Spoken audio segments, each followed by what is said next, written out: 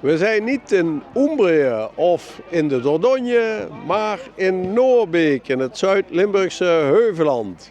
En daar gaat het tijdens Foodfest over lekker eten en vooral streekproducten.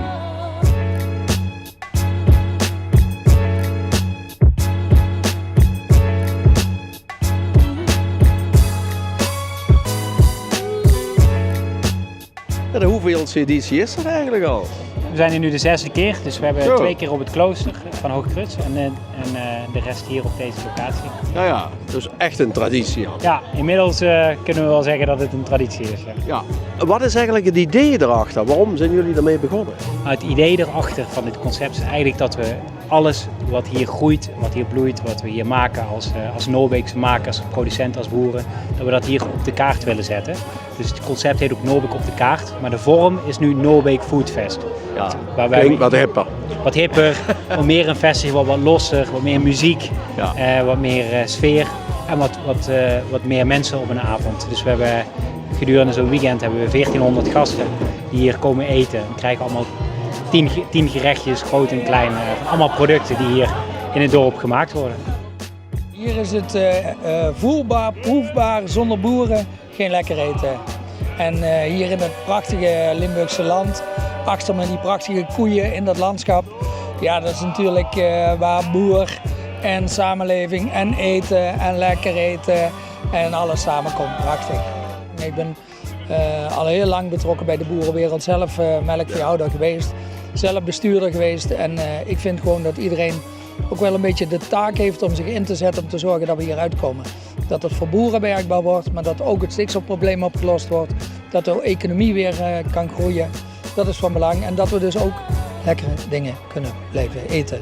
En vooral in het Limburgse land.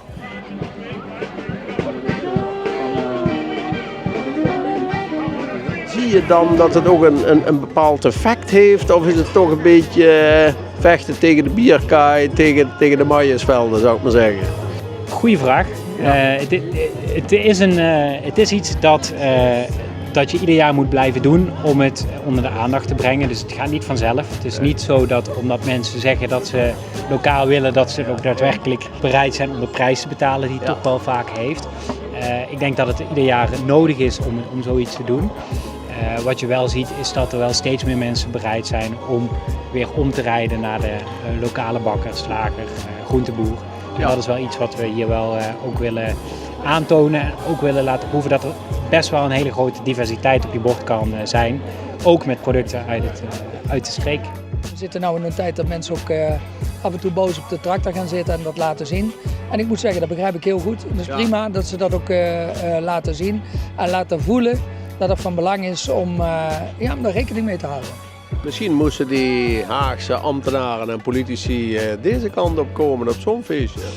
Nou, ik zou zeggen niet meteen naar het feestje. Dat komt pas als ze de goede dingen gedaan hebben. Dan gaan we niet meteen snel belonen. Niet te snel belonen. Nee, zeker niet. Nee, het is gewoon van belang dat ze op heel veel plekken komen waarin men gewoon heel voelt en doorleeft hoe belangrijk is dat die agrarische sector onderdeel is en blijft van die samenleving.